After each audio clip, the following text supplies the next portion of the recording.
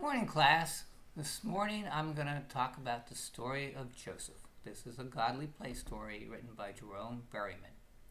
Okay, so Joseph. Let me start. So we'll put out our underlay.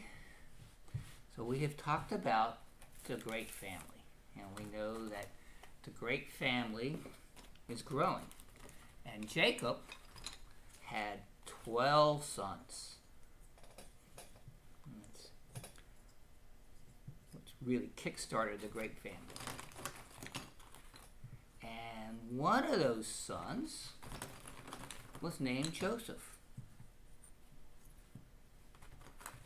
And Joseph was his favorite. So he gave Joseph this beautiful multicolored coat to show him his love. But his brothers didn't like that. They hated him because his father loved him so much. So one day, when they were in the fields working, Joseph had his dream about working in the fields with his brother. And he dreamed that while they were harvesting grain, his grain came up and rose, and every one of his brothers bowed down to his grain. So he told them about that dream, and that made him hate him even more because he thought that they were all going to bow down to him.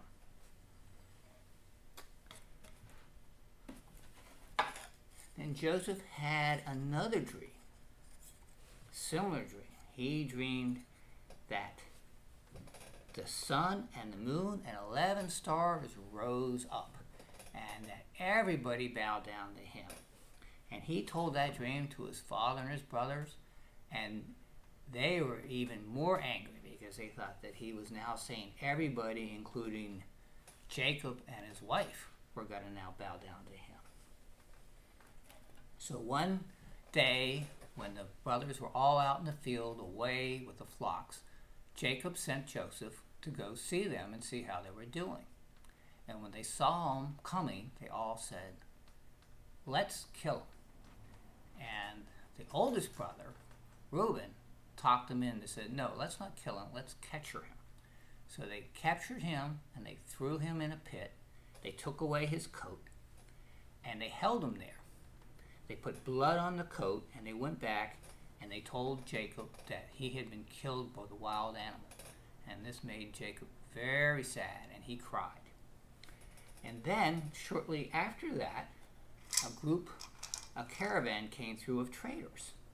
And they sold Joseph to the traders for 30 pieces of silver. And the traders then took Joseph, and they took him to Egypt. And while he was in Egypt, he was sold to a captain who worked for the Pharaoh. And the Pharaoh was like the king of Egypt. He was the person that Egypt was in charge of all of Egypt. And this captain of the Pharaoh's wife didn't like Joseph and had him put in jail. And so while Joseph was in jail, some of the Pharaoh's servants were in jail with him. And they had troubling dreams. And they told Joseph about them. And Joseph was able to tell them what those dreams meant. So when they were released and went back to work for the Pharaoh, they learned that the Pharaoh was also having dreams. And he was very confused about what his dreams meant.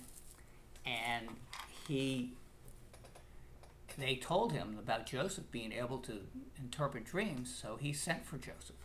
And he went and he told Joseph about his dreams. And he told Joseph that his dreams had two parts. So he dreamed that there was these 7 big fat cows and 7 skinny, sickly looking cows. And all the cows and the skinny cows then ate the 7 fat cows. And then he dreamed that there were 7 healthy, beautiful ears of corn and 7 skinny ears of corn. and that the 7 skinny ears of corn ate the 7 big, fat, healthy ears of corn. And Joseph told him that that dream meant that there was going to be 7 years of good times and then 7 years of bad times where there'd be no food.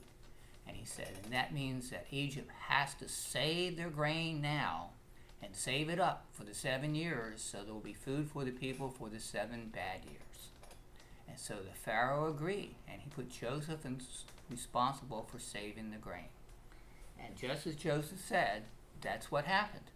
And so when the 7 bad years came, Egypt had food, but the surrounding countries didn't, the surrounding areas.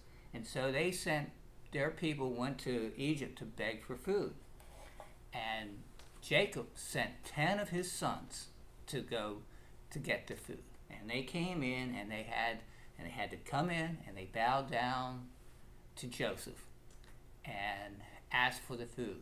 And Joseph gave them, they didn't know who he was, but he gave them food, and he told them, and he kept one of the brothers and told the others to go back home and bring the others back.